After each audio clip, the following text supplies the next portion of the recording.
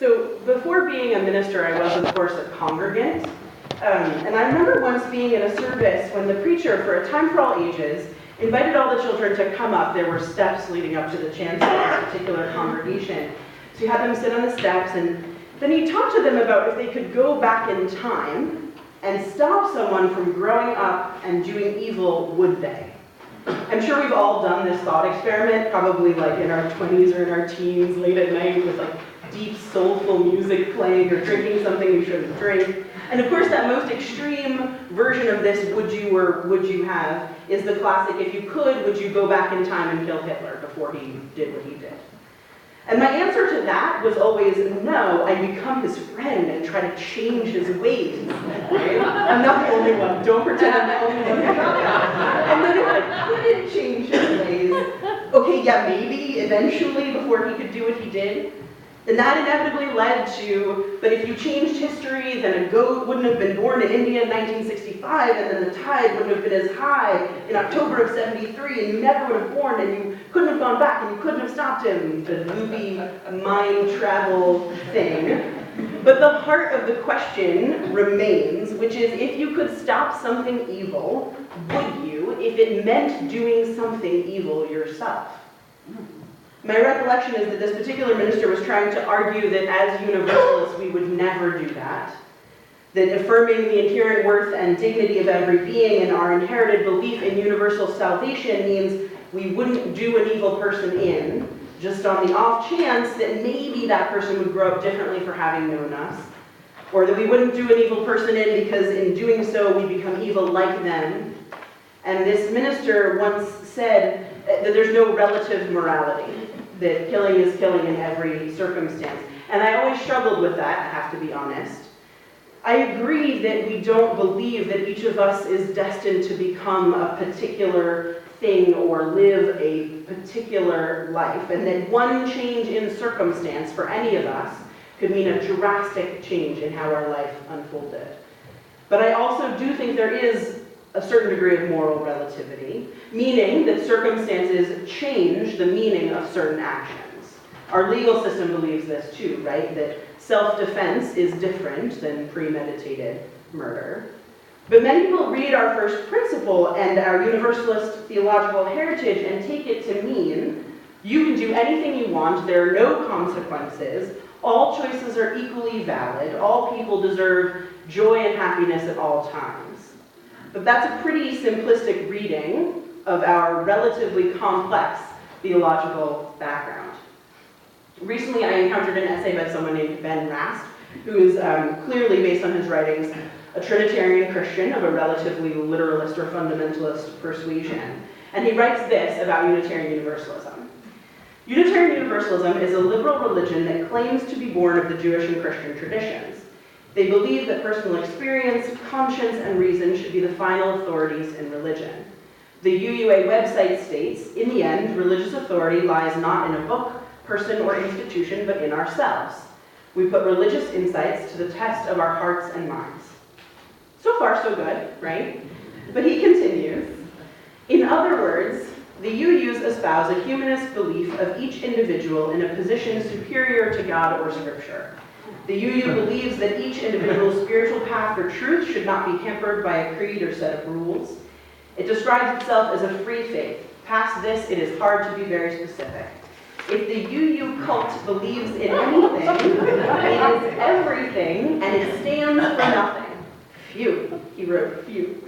One of the most disturbing aspects of UU belief, though, is their view of salvation. They do not believe in sin. Since there is no sin, there is no penalty for sin, thus there is nothing from which to be saved. In their view, all people will share in some version of what we call heaven regardless of their personal beliefs. UUs seek to escape accountability to God, but all mankind is inherently sinful. The penalty for sin is eternal separation from God. I can choose to believe in these truths or I can choose not to believe them, but they remain true regardless of what I believe. That's what he wrote. That's what he wrote. And I want to unpack it. And the essay's a bit longer, and you can go ahead and look it up. There's a lot more that we could say, but I want to talk about three things that he raises in that particular excerpt. First, that because we don't enforce a dogmatic belief in God, we believe in nothing and everything and anything. Second, that you don't believe in sin. And third, that we seek to escape accountability. So first, it is not the case that we believe in nothing. I hardly think I even have to say that in this room. We believe in the power of love to overcome hate. We believe in the possibility inherent in human beings. We believe in second chances. We believe that people have the capacity for great good, even as we are flawed and frequently misstepping human beings. We believe that thinking and logic and reason matter. There are lots of things that we believe in, and lots of theological beliefs we share, most foundationally that unity and that love that we talk about here a lot. And there are a lot of things that we don't believe in. We don't believe in everything. We don't think it's okay to be filled with hatred for other people. We don't think it's okay to discriminate. We don't think it's okay to treat people badly or to move through our lives unaware of the impact we are having on others.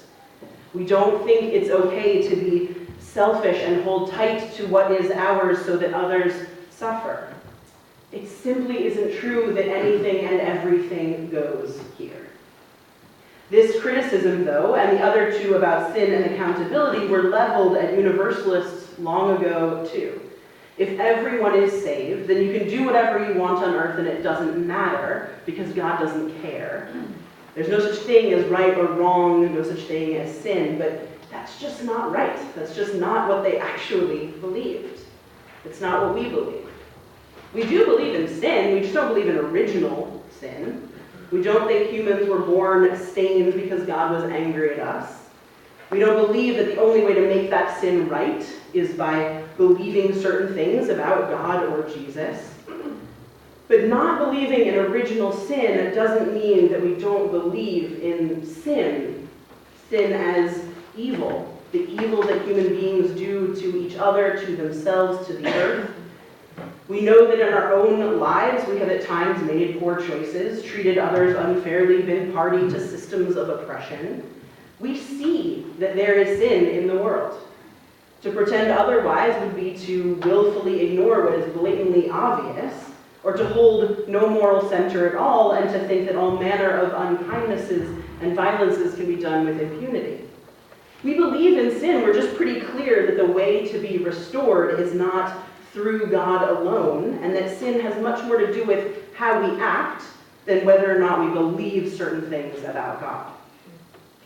So if we believe in sin and in the human capacity to commit sin, what do we believe about its effects? Certainly we believe in the ill effects human sin has on society, on other human beings, and on our own hearts. Certainly we believe that sin needs a response. We don't believe that our actions have no consequences. And all along, our Universalist forebears believed in accountability.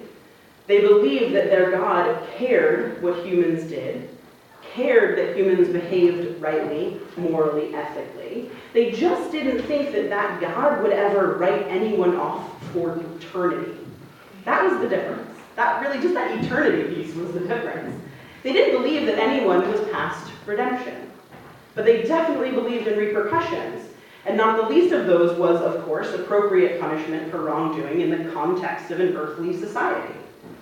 But they also debated whether there was punishment after death. It's not something we talk about a lot, but early Universalists disagreed on this point. They had different understandings of how their God's infinite power would restore all to God in the afterlife.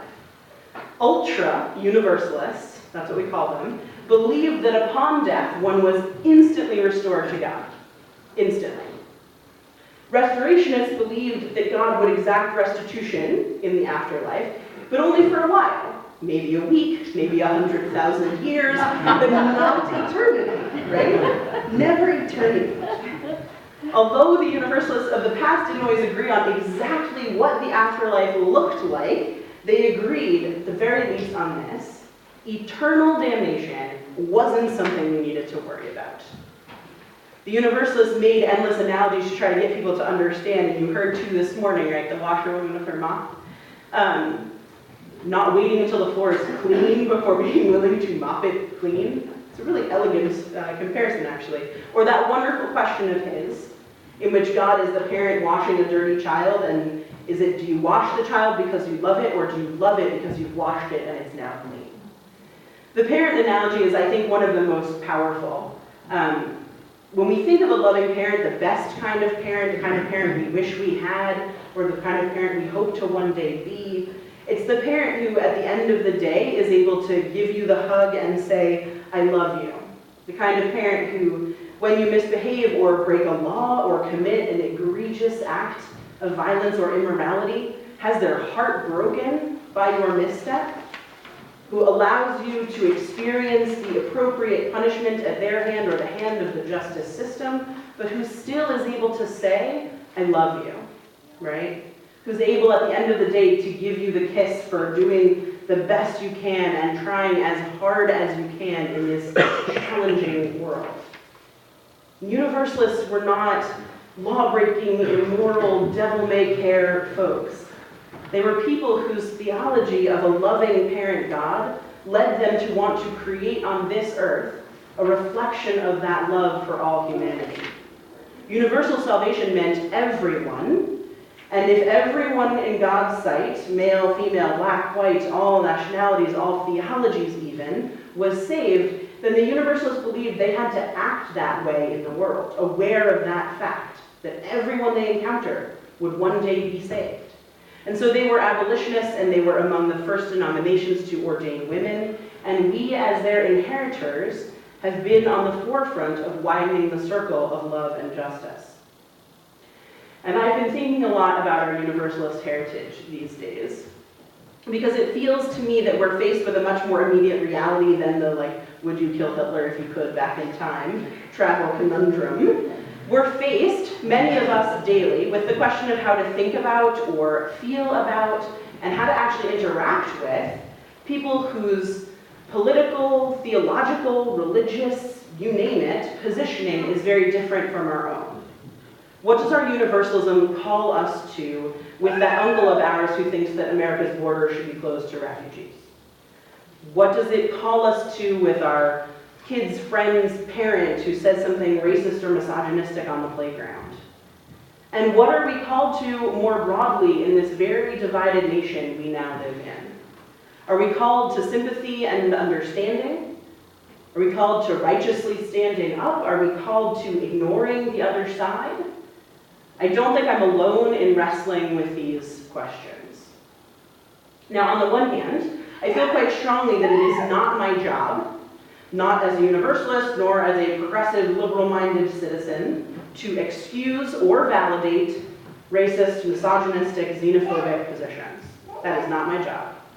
On the other hand, as a person who does truly desire peace and a way forward, I worry sometimes that I am perpetuating the division, perpetuating the siloing, because I'm not doing more to reach out to those with different views in some way that I should be doing. Anyone else having this struggle? Yeah. It is one of the central challenges of our first principle and of our universalism, affirming the inherent worth and dignity of the person who has done unspeakable things, believing in the ultimate belovedness of the person who has made choices that have ruined or taken other people's lives, and knowing how to truly live that affirmation and belief in belovedness. And in the end, I come back to that parent analogy. Universalists wanted to create on earth a world they believe reflected the desires of a loving parent God. So what would a loving parent do right now, in this moment, faced with division and anger? First, I think, listen. Listen to anyone and everyone to try to better understand what is happening. Listen as much as possible with an open heart and an open mind. Ask questions, so many questions, and really listen to the answers.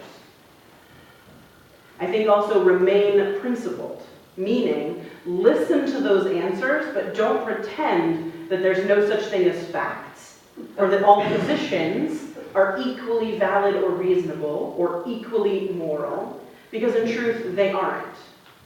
Be strong in principle and conviction, even as you try to listen with compassion. I think also offer tough love. Speak the truth even if folks don't want to hear it, but speak it gently and with compassion, because hurtful, vindictive truth-telling doesn't actually help anyone, and it often will fall on deaf ears. But keep telling the truth over and over again. Don't let lies go unchecked. This relates to that whole principled thing.